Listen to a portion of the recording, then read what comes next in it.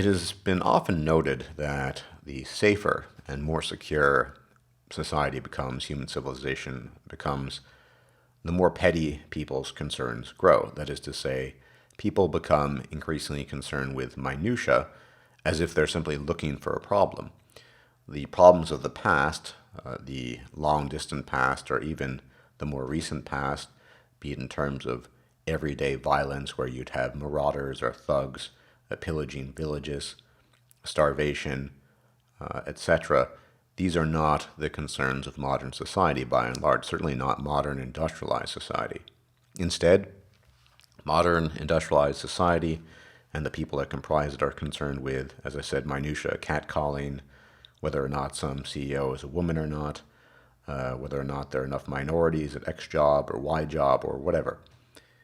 And this is well documented. You can really see it just across the board. The very existence of Tumblr feminism attests to this. But there's another interesting aspect to this that goes, I would say, hand in hand with this, and that is apathy. Many people, particularly of older generations, lament the apathy of the current generation. The current generation is a pretty broad generalization. That would include me, people who were born in the 70s, to people who were born in the 80s, and of course millennials and onwards. But by apathy, they mean just not really interested in very much of anything, and in particular, not very participatory in things that they had found to be important, such as politics, and we'll get into that in a bit, or for that matter, just society in general. People are contented these days to a degree they have not been before. And I think hand in hand, as I said, it goes hand in hand with this notion of safety is the notion of urgency, or more appropriately, a lack thereof. Urgency, it seems to me, is the primary reason why people get things done. It's also the primary reason why people are not apathetic.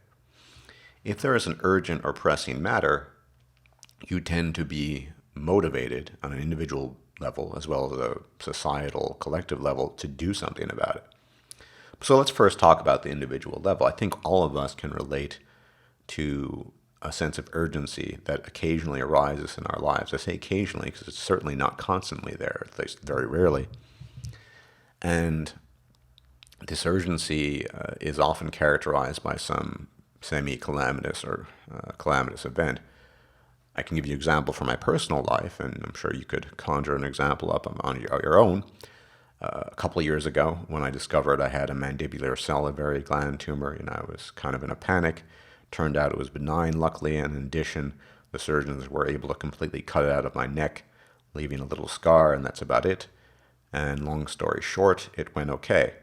Now, of course, at the time, I was concerned. I was concerned about the possible recurrence of it, and it's still possible.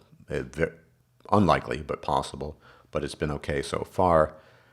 And of course, in the context of that operation, for days I had to walk around the hospital with a tube stuck in my neck, draining out the pus and the fluids, and it was just very uncomfortable. Given my sleeping problems, it was even worse. I had to sleep at the hospital.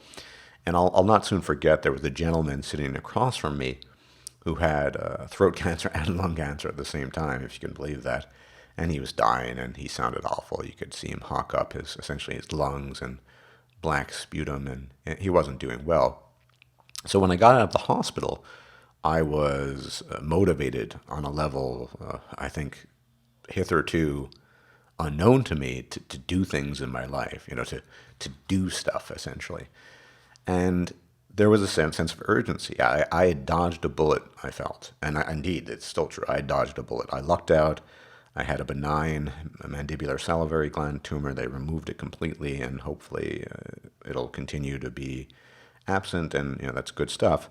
And I saw what happened to the dying throat cancer, lung cancer guy across from me in the hospital bed, and I just thought, I got to do something. I got to be productive. And so the things I considered productive, I started doing. I started reading a lot more, catching up on things that I had wanted to read for a long time, exercising more vigorously, doing extensive cardio, which I hate doing. And And it felt good, and I was motivated, and I thought I finally found the motivation to stay motivated, and it came from this sense of urgency. But human beings are fascinating, if not predictable, creatures, and I'm no different in this regard. I'm just a lowly human ape. Custom and habit takes hold, and we tend to forget the urgency. When the urgency disappears, the motivation to engage in certain activities disappears therewith. Now, in my case, I just went back to a more normal routine, less regulated eating habits, nutrition habits, exercise still, but not the same intensity, certainly not as much cardio. The intense reading sessions that I had engaged in for a month or two had come to a screeching halt as the internet once again took over. And I can see retrospectively how the urgency, or more appropriately, perhaps the perceived urgency of the moment, had pushed me to action, to make changes in my life, rather extreme changes that probably in the long run weren't maintainable anyway, either way, I think, not with the intensity I was pursuing them. But I offer this anecdote, this story, as an example of why urgency is required to not be apathetic. We often need calamitous or semi-calamitous, or at least the perception of calamitous events in our lives to push us forward. And this is true of crowds as well as individuals. Now, one side effect of civilizational safety, as has been mentioned a million times, is these petty concerns people have. It's why you can visit the BioWare forums, and now there is a 1,000-post thread on why BioWare needs to have less sexualized, fewer sexualized women in their next Mass Effect iteration. So that is a civilizational concern born of safety. They have the luxury to worry about whether or not Miranda's ass is a nice ass and whether or not she's wearing spandex or not.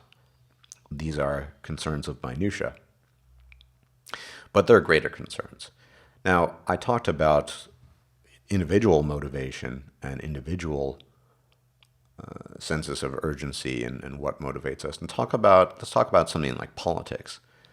Let's talk about, for example, voter turnout, and I'll be posting a link to this little piece in the low bar as usual. So this was in 2014. Voter turnout in 2014 was the lowest since World War II. Right. There's a reason why voter turnout has been going down and down and down and down. It says in this article, 36.4%. There is no urgency. That is the problem. Politics these days is an abstraction. Most people don't get, or for that matter, really care to get. Politicians are viewed as clowns, whether they're labor, conservative, right, left, Democrat, Republican in the States, whatever. They're viewed as clowns, and the effects they have on us are, I wouldn't say non-identifiable so much as insubstantial. And where does this come from? It comes from apathy. As long as we have what we need, there is no urgency.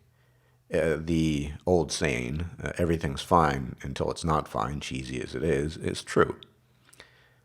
You can continue drinking your Cokes and smoking your 2 packs a day until it's not fine to do so anymore, at which point you probably need to make a decision to either continue that and deal with the consequences, or stop that and hope that the negative consequences that you're trying to avert are not visited upon you.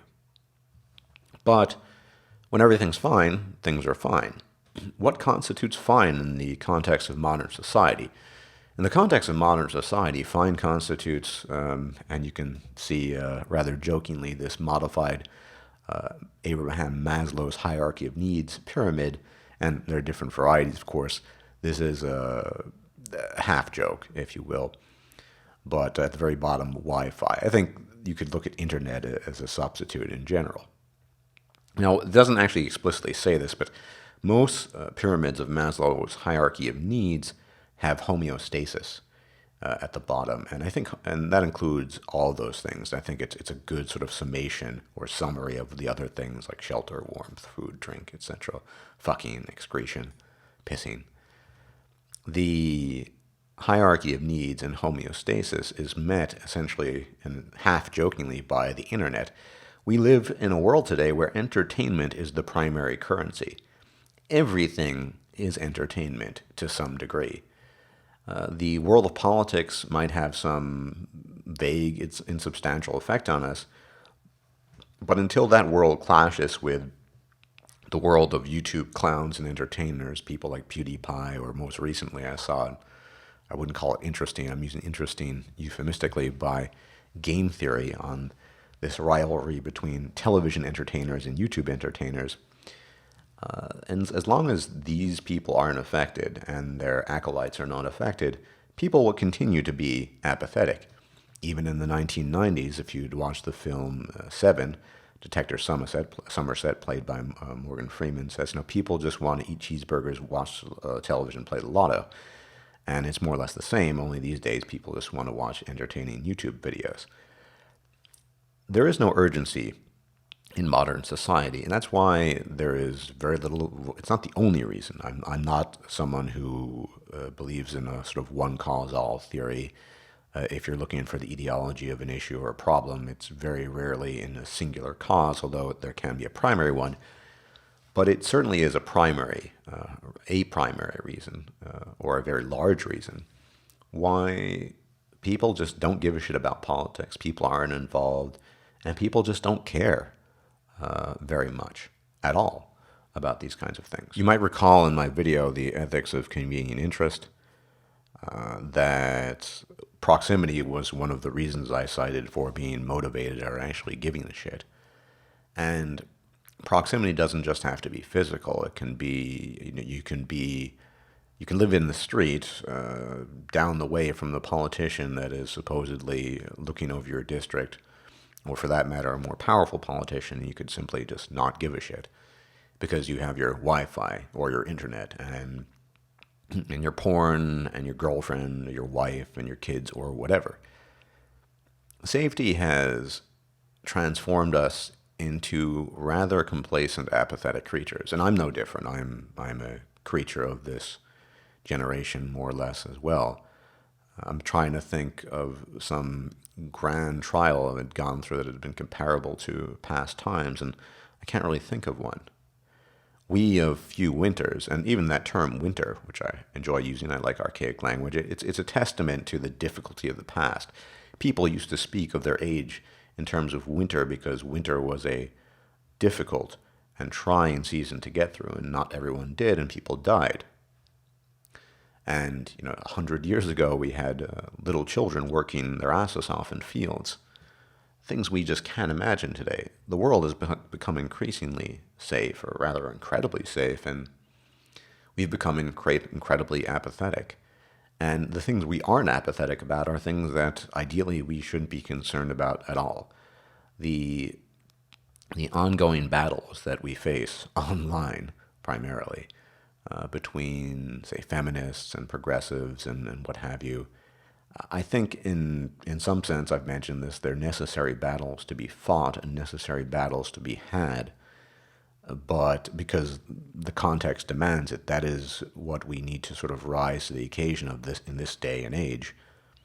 But certainly it pales in comparison to the things and the issues that people of the past face. And I'm not one to reminisce about this. I'm not looking going forward or seeking to return to a past where I'm living. I'm in a trench in the context of, say, World War I, or I'm out in some frozen wilderness and barely getting by to trying to survive. This is not an ideal state, considering how safe and really wondrous our society has become in this regard. But we have to accept the consequence that leaves us with a lack of urgency and therefore a lack of will to get things done. Now, we can create artificial urgency, and by artificial I mean things that go beyond the homeostasis, the basic needs of human beings.